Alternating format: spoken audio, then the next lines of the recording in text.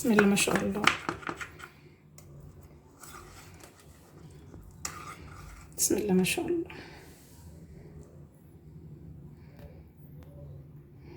دي كيكة الرواني اللي هنعملها مع بعضينا.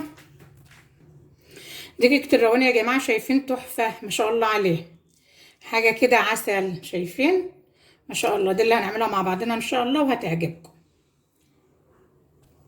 بسم الله والصلاة والسلام على خير خلق الله. اللهم صل على سيدنا محمد في الأولين، وصل عليه في الآخرين، وصل عليه في الملأ الأعلى إلى يوم الدين.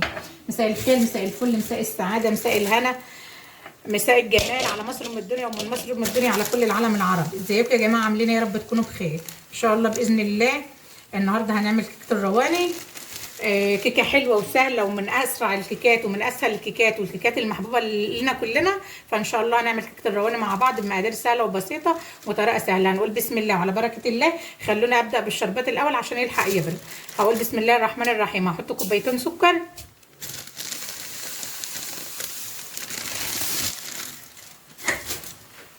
هحط كوبايتين سكر وعليهم كوباية ونص مية. ده للشربات. بسم الله. و10 دقايق، وبعد العشر دقايق بعد الغليان 10 دقايق، ومن بعد الغليان 10 دقايق نطفي عليه، نحط عليه نطرة فانيليا وشكرا. هنعصر كده نص ليمونة ونحطه على النار يغلي. خلاص هنا الشربات بتاعي خلاص خلص اهو. هحطه هنا على جنب بقى يبرد، وحطيت عليه الفانيليا. هنقول بسم الله ونبدأ بقى ايه نعمل الكيكة بتاعتنا. معايا بولة حلوة هنا كده. هنقول بسم الله الرحمن الرحيم. معايا اللي كيكة الرواني بقى هنعمل ايه؟ كوباية دقيق، كوباية دقيق عادي. هنخلها كده الاول. شكرا كده. معايا كوباية سمين، دي سمين من بتاع البسبوسة، هحطها هنا كده. شكرا كده. معايا كوباية جوز هند، جوز هند من الناعم ده، هحطها هنا كده. حطينا هنا الدقيق ودقيق السميد وجوز الهند. معايا بقى هاخد معلقة كيك شيف، معلقة كبيرة.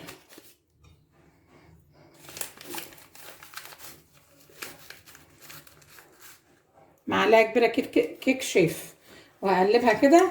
يبقى احنا هنا كده ايه الخليط الجاف هنا كده جاهز.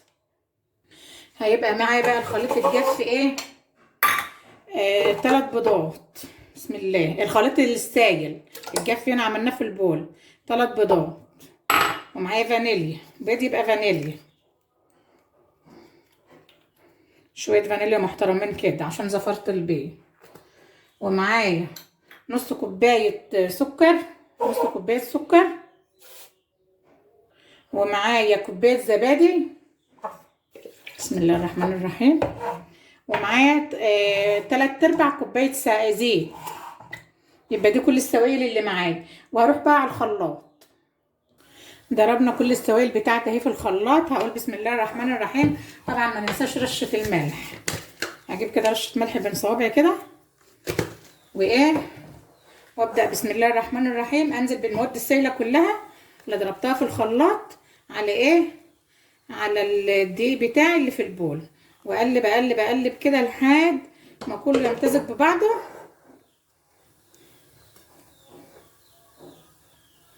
قلبت كل الخليط بتاعي كده وبقى تمام وزي الفل.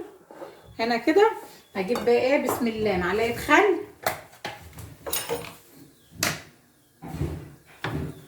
معلقه خل، وارجع اقلب تاني.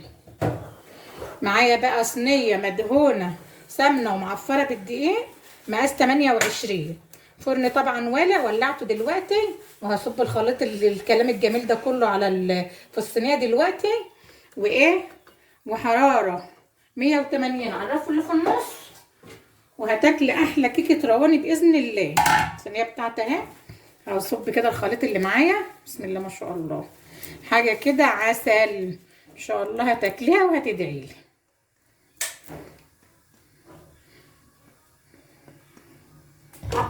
هفرد الخليط بتاعي في الصينيه كلها كده وادخلها الفرن، وان شاء الله باذن الله كده فردنا الخليط بتاعي كله في الصينيه اهو. الصينيه تمام زي الفل. هبدا بقى ان شاء الله ادخلها في الفرن وهوريها لكم. الكيكه بتاعتي اهي يا جماعه طلعت من الفرن، بسم الله ما شاء الله عليها، جميله.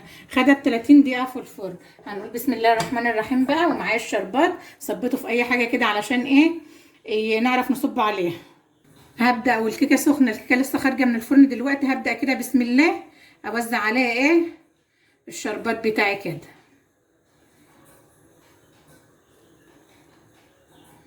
هوزع عليها الشربات كله كده ان شاء الله، حاجه كده عسل. بسم الله ما شاء الله، شايفين الجمال؟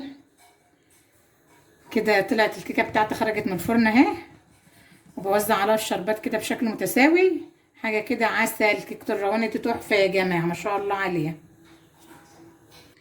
كده قلبنا الكيكه بتاعتنا هي في طبق تقديم، وحطينا عليها الشربات بتاعها. هنبدا بقى كده جوز هند ونرش عليها كده، وان شاء الله تاكلي احلى كيكه رواني ان شاء الله باذن الله. وتدعي لي بقى، ولايك حلو بالله عليكي، لايك حلو، لايك ومشاهده للفيديو لو 5 دقايق مشاهده، وسبسكرايب لام عبد الله. بحبكم في الله، مع السلامه.